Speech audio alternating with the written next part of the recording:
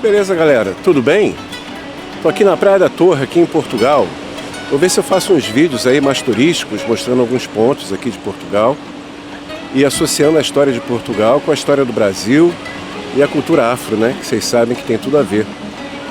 Então hoje eu vou ver se eu consigo gravar um vídeo aqui da Praia da Torre de Portugal. Nossa nova série de vídeos, Primeiros Passos. Vou comentar um pouquinho sobre essa nossa nova série. Axé!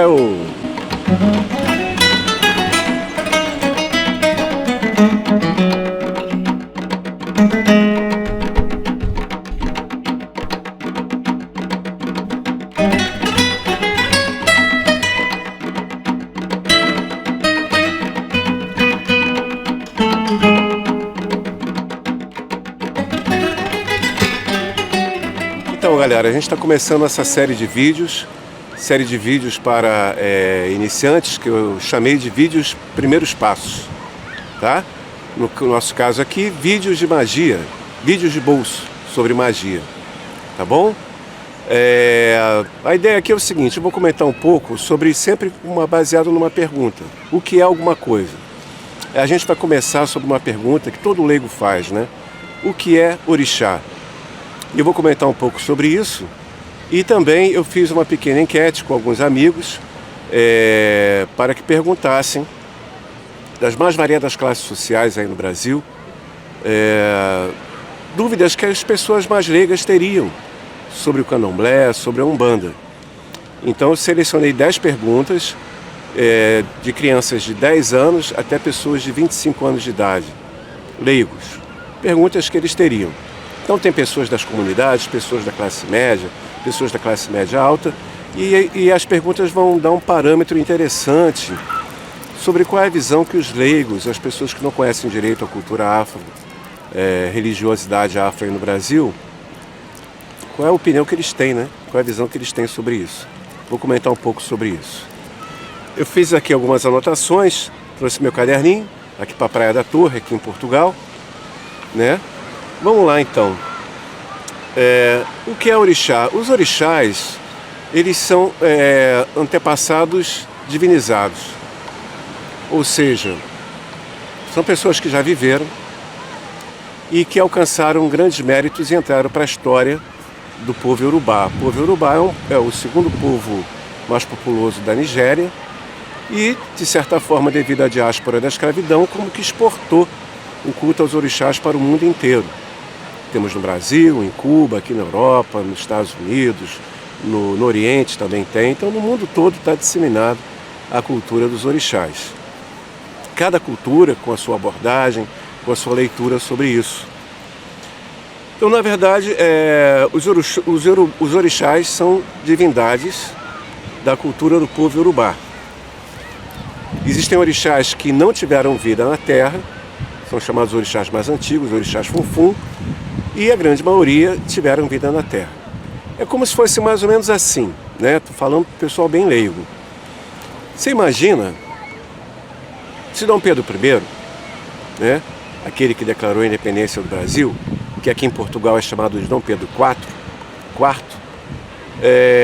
fosse divinizado e de repente virasse uma divindade e incorporasse nas pessoas, na Umbanda ou em qualquer outra religião. Seria mais ou menos isso. É como se Dom Pedro I fosse um imperador do Brasil, fosse divinizado e de repente se manifestasse espiritualmente nas pessoas nos tempos de hoje. Mal comparando, o exemplo de Xangô é um caso como esse. Xangô, quando vivo, chamava-se Olufirã e foi o Alafim, o imperador, né, de Oió, e se tornou uma divindade, pegando o espaço de uma outra divindade que já existia em Oió, chamada de Jacutá. Então é mais ou menos isso, tá?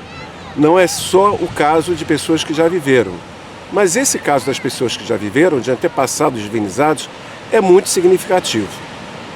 Ou seja, é bem restrito à cultura iorubá. A cultura iorubá é uma cultura monarquista, então a importância dos alafins, dos obás, dos reis é muito importante dentro dessa cultura. Então os orixás trazem consigo toda uma série de características culturais da cultura iorubá.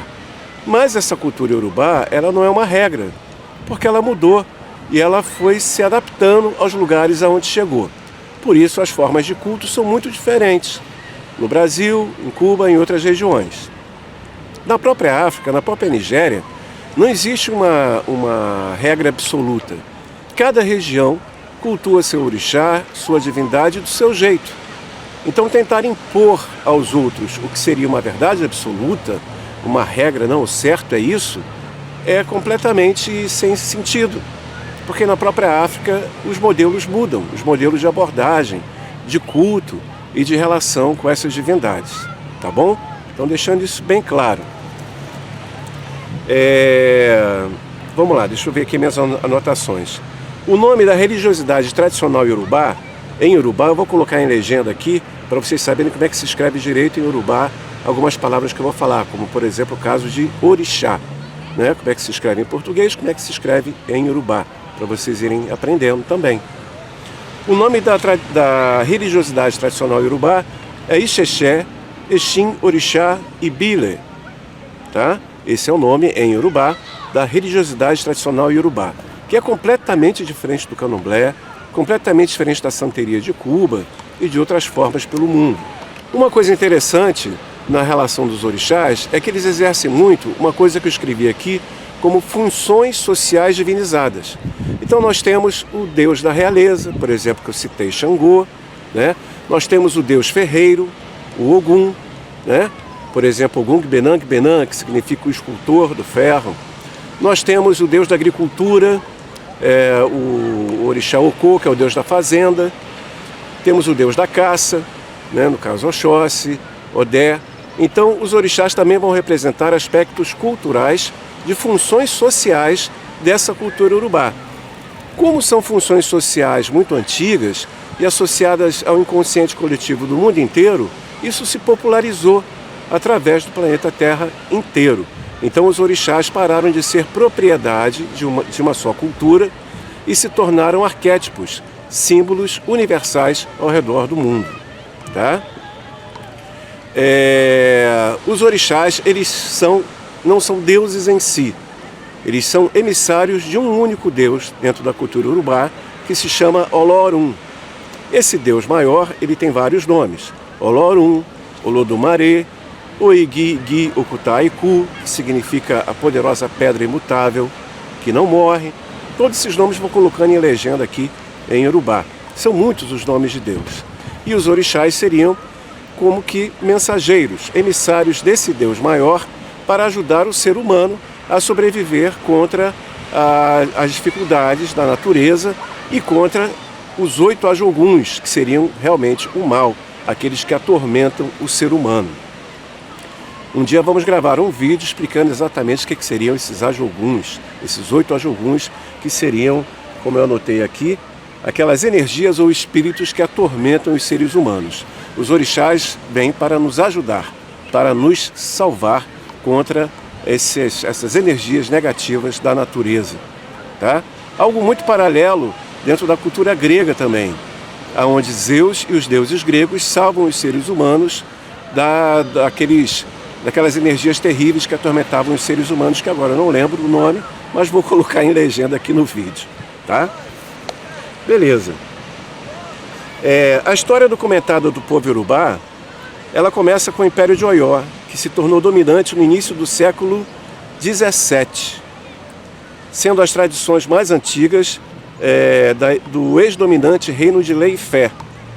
Mas os registros do Reino de Lei e Fé são escassos e poucos confiáveis.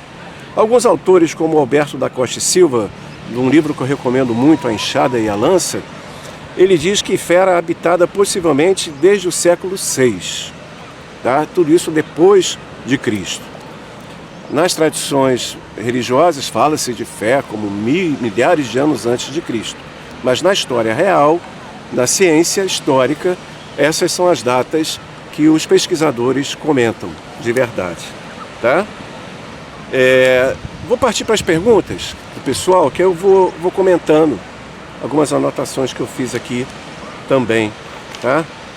Vamos lá, eu não vou falar o nome das pessoas que eu fiz perguntas, até porque eu não pedi autorização para citar os nomes.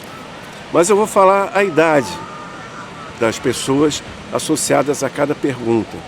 Dá para a gente ter uma ideia um pouquinho de como as pessoas mais leigas veem e pensam sobre a nossa tradição, a nossa visão, né, espiritual. Nós temos aqui uma pergunta de uma pessoa de 25 anos, que ele fez a seguinte pergunta: o orixá come comida? Né? Eu vejo oferendas pelas ruas e eu acho isso uma coisa muito boba, porque santo come comida? Essa pessoa tem 25 anos, tá? É um rapaz de 25 anos. Vamos lá. O alimento, ele produz energia. Por que a gente come? Por que a gente se alimenta? Para a gente receber energia. Então, quando você pega um determinado alimento e direciona esse alimento para uma certa energia, e essa energia é maior que você, não é que essa energia espiritual maior vá comer esse alimento. Ela vai receber essa energia junto com a sua intenção emocional, junto com a sua fé, junto com o seu pensamento. E como essa energia é maior que você, essa sua intenção e esse seu pensamento vai se refletir nessa energia maior e vai voltar para você ampliada por essa energia maior. E aí você recebe essa energia de volta, de uma forma muito ampliada, e as coisas começam a acontecer para você. Esse é o princípio básico da oferenda, tá? Os orixás, essas energias maiores, não precisam de oferenda, mas nós é que precisamos, ao direcionarmos através do alimento, do incenso, da vela, da oração, da reza, tá?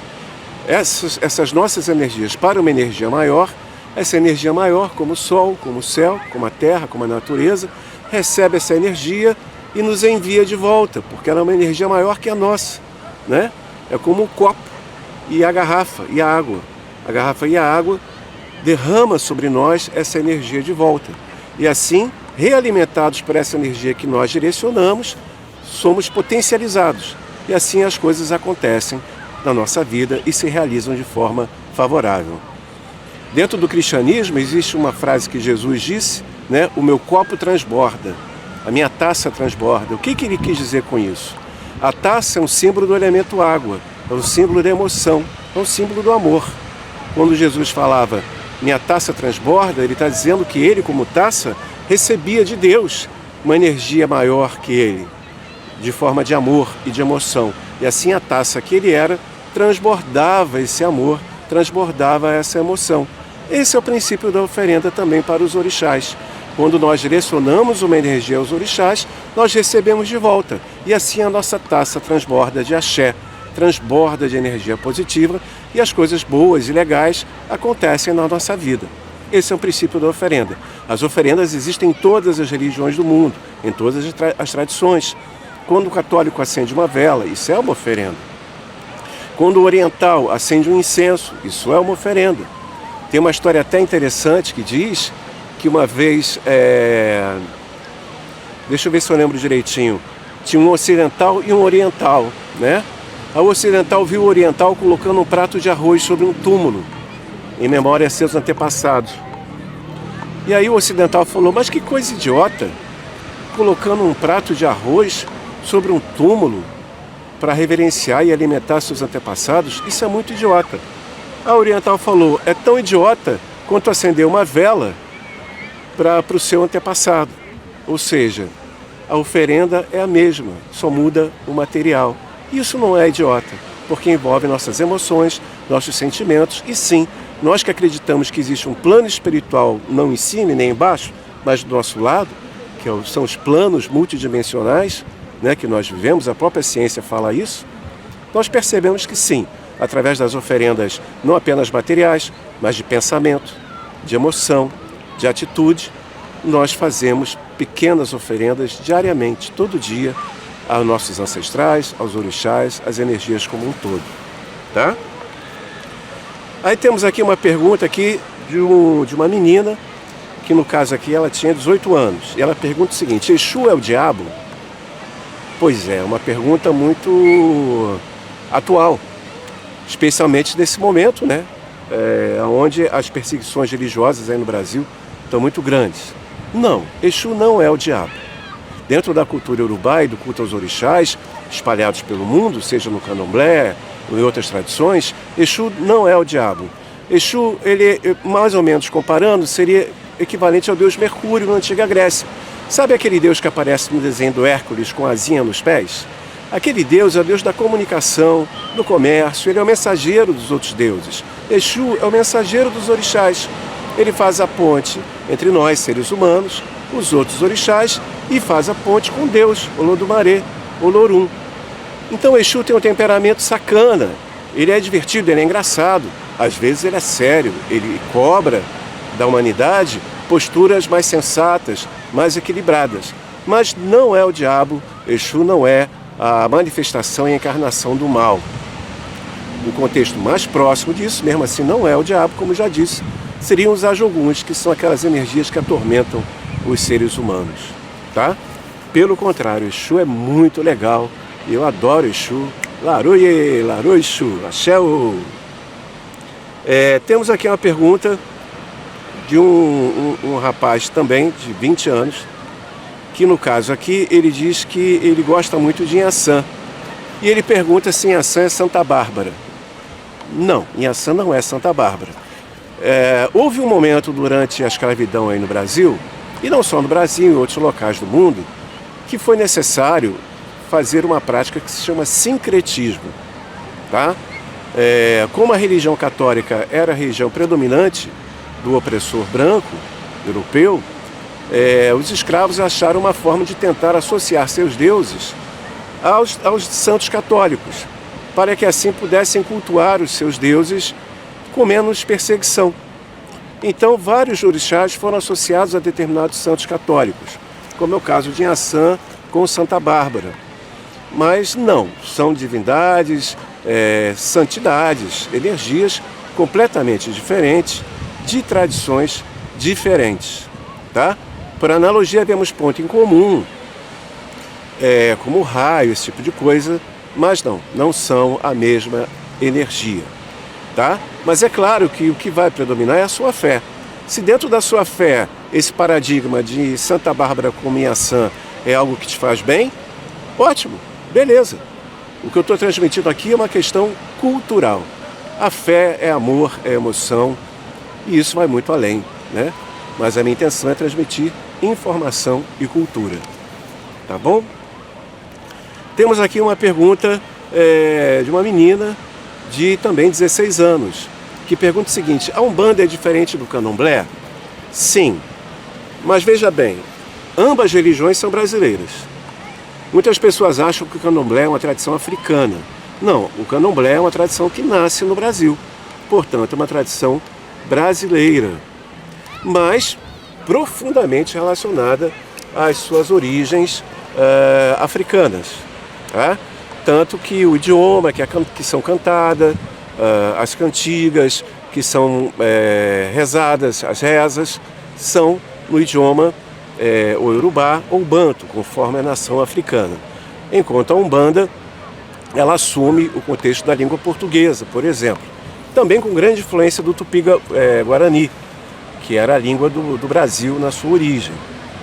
Uma coisa importante entender é que, como eu falei, que o culto aos orixás está associado à história do povo iorubá, né, na divinização das suas funções sociais, o ferreiro, o rei, Oiá como a tempestade, né, Xangô também como o trovão, esse tipo de coisa. Na Umbanda temos a história do Brasil. A Umbanda está repleta dos arquétipos do Brasil, né, no mito da... Deu uma balançada na câmera aí, mas está tudo bem. No mito da junção das três raças, que é um mito, né? Do negro, do branco, do índio. Então temos aí o preto velho, temos aí os caboclos índios, né? Os boiadeiros como os cowboys da história do Brasil, que desbravavam novos territórios, né? Então a Umbanda, ela mexe com o arquétipo da história do Brasil, enquanto os orixás lidam com os arquétipos da história da cultura africana no Brasil e nas terras aonde essa cultura chegou, tá? Mas são religiões diferentes, muito parecidas, muito próximas por essa relação de aspectos históricos com a sua cultura e seu povo de origem, tá bom? Temos aqui a pergunta também de um rapaz de 19 anos que pergunta o seguinte: Zé Pilintra é orixá, né? Zé Pilintra é uma entidade de Umbanda. Ele não é um orixá no sentido do que nós estamos falando, de Ogum, Xangô e Inhaçã. Entre alguns umbandistas, essas entidades são chamadas de Exus ou orixás de Umbanda, tá? Mas Zé Pilintra é uma entidade que lida com o arquétipo do malandro. Esse arquétipo do malandro, ele está em inúmeras culturas. E dentro de magia, nós chamamos os arquétipos da magia laranja, que é o arquétipo da magia de Mercúrio, esse mesmo deus das asinhas nos pés, tá? Na cultura japonesa, vamos ter o personagem malandro. Na cultura oriental, na cultura ocidental, várias tradições sempre tem aquele deus malandro, tá? Ou aquela entidade malandra, que está associada ao comércio, à comunicação, tá? Se essa energia é direcionada para o bem ou para o mal, isso é importante falar, a magia ela é uma energia neutra. Quem direciona ela para o bem ou para o mal é o ser humano, tá? Então é o caráter do ser humano que vai definir se a magia vai ser direcionada para o bem ou para o mal. Magia é como uma faca. Você pode usá-la para cortar um pão ou para cortar a cabeça de alguém. A culpa não é da faca, a culpa é de quem a usa. A magia é a mesma coisa. E as energias espirituais também. Tá bom? Temos aqui uma pergunta de uma senhora de 30 anos, né? Eu até não ia colocar, mas eu acho que a pergunta é válida. Por que a macumba é tão mal vista? Né? Vamos lá. Primeiro, macumba é o nome de um instrumento musical que se associou de forma pejorativa. Deixa eu arrumar a câmera aqui. Que se associou de forma pejorativa ao culto e à cultura negra no Brasil. Eu gosto de usar esse termo macumba de propósito, né? Porque aquilo que tentam me rotular de forma negativa, eu pego aquela afirmação negativa e transformo numa força positiva para reagir contra essa negatividade. Por isso, no meu programa de rádio eu falava que é o programa mais rock and roll da macumba, porque tem a atitude do rock and roll associado ao termo da macumba, né? Vamos lá. Por que é tão mal vista? Por preconceito. Por preconceito racial. E aí eu fiz uma anotação aqui. Você sabia, só para você ter uma ideia do nível de preconceito, tá? Nos anos de 1920 aos anos de 1940, os candomblecistas podiam ser internados à força em hospícios por lei, pois os transes do candomblé eram vistos como doenças psiquiátricas que impossibilitavam o negro a se integrar na sociedade. Isso aí no Brasil. Entre os anos de 1920 a 1940, os candomblecistas podiam ser internados à força em hospícios, pois os transes do candomblé eram vistos como doenças psiquiátricas que impossibilitavam o negro a se integrar na sociedade, para você ver o tamanho desse preconceito. Vamos lembrar que o Brasil foi o último país a abolir a escravidão. Então toda a cultura brasileira, toda a sociedade brasileira, ela está nas entranhas dela, o racismo, o preconceito, tá? Nas mínimas atitudes. E hoje em dia isso está, então, nossa, num nível assim, assombroso, horrível. Então é por isso que a macumba é mal vista, por preconceito. Se você imagina que nos anos 20 se fazia isso, hoje em dia, daqui a pouquinho, estão fazendo de novo. Não custa nada, tá? Infelizmente, a situação está cada vez pior, tá? E a gente precisa lutar contra isso. E como é que a gente luta contra isso? Com cultura, com informação, quebrando os preconceitos, como esse exemplo que eu estou fazendo aqui, na nossa série dos primeiros passos. Quebrando os preconceitos para as pessoas leigas e mais novas que querem saber mais sobre a nossa prática, sobre a nossa cultura. Tá? Temos aqui a pergunta de uma menina, né, de 10 anos. Acho muito bonito a dança dos orixás, mas tenho medo. Esse medo é relacionado exatamente ao que é diferente, tá? Qual é a base do preconceito? É o medo. Nós temos medo daquilo que é diferente, daquilo que a gente não conhece, daquilo que a gente não entende. Por isso que um vídeo como esse é importante. Quando a gente começa a entender, quando a gente começa a compreender as coisas, o nosso medo quebra, o nosso medo passa. Tá? Então, ao assistir esse vídeo, eu pretendo lutar contra o preconceito e a quebrar o medo. Esse medo que gera o preconceito. Então não tenha medo.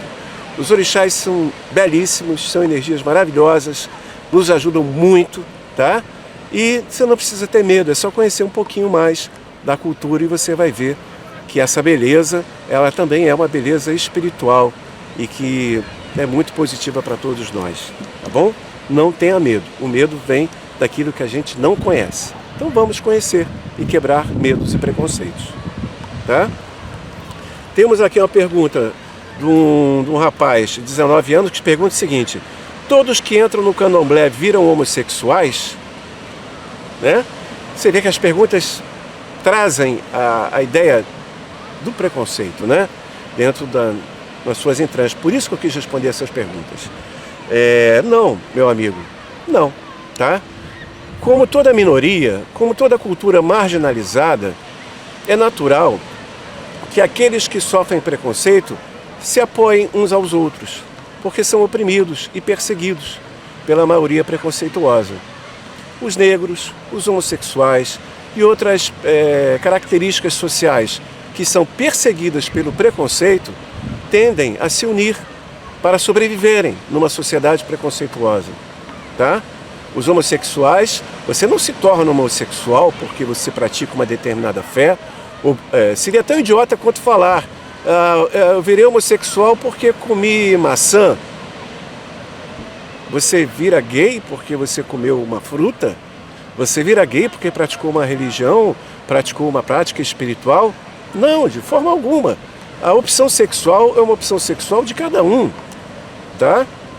Isso não tem nada a ver com a espiritualidade, como não tem nada a ver com a alimentação, né? Assim, mais um preconceito das pessoas. Agora, o que acontece? Como dentro das comunidades do candomblé no Brasil e várias outras religiões pelo mundo, existem sim comunidades fortes e até bem politizadas de homossexuais. Às vezes a pessoa é enrustida, né? Viveu a vida inteira no mundo social dela enrustido.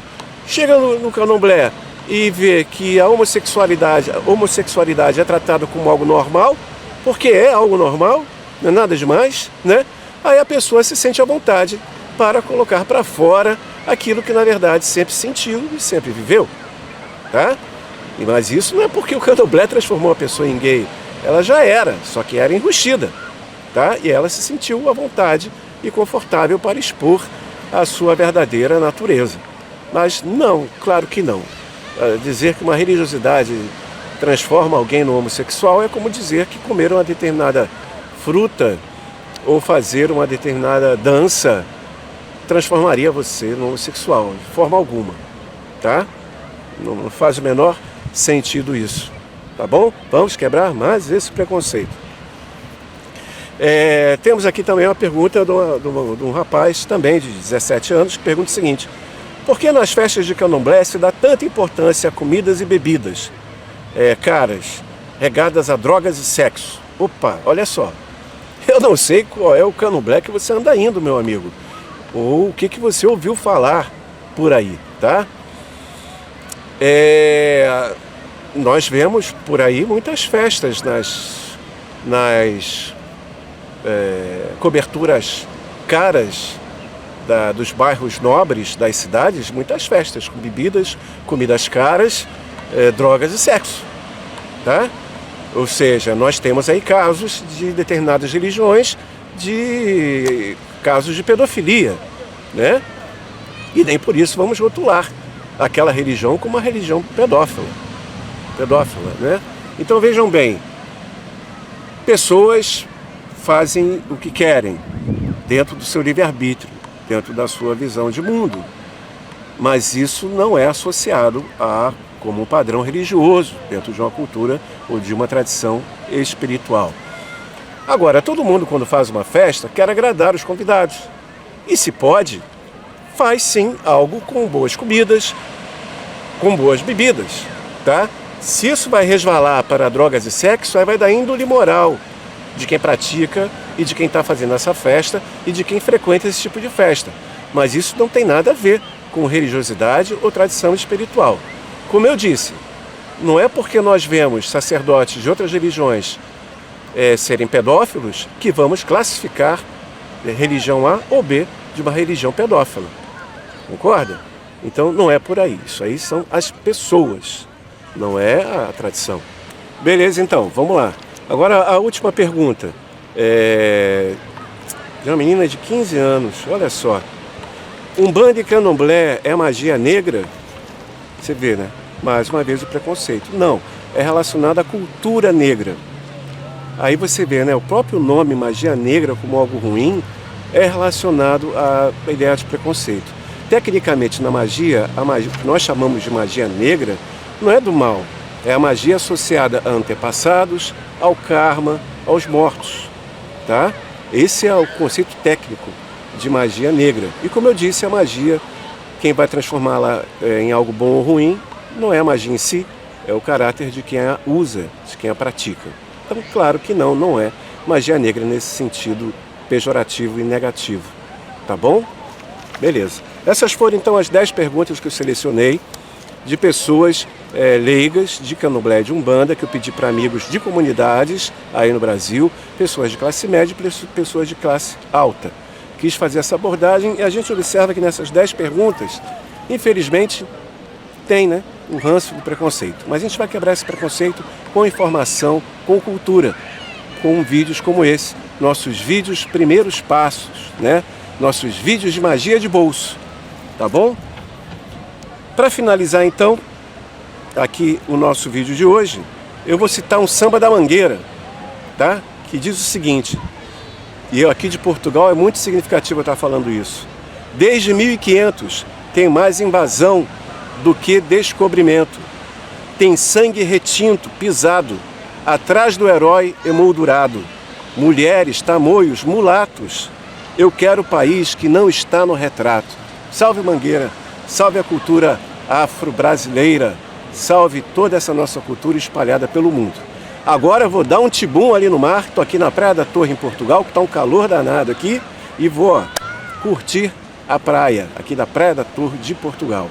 Tá bom? Muito obrigado pela participação de vocês. Quem quiser conhecer mais o nosso trabalho, mande uma mensagem para o nosso WhatsApp 021 98810 3036. 98810 3036. Sobre o nosso curso online, consultas e também todo o nosso trabalho.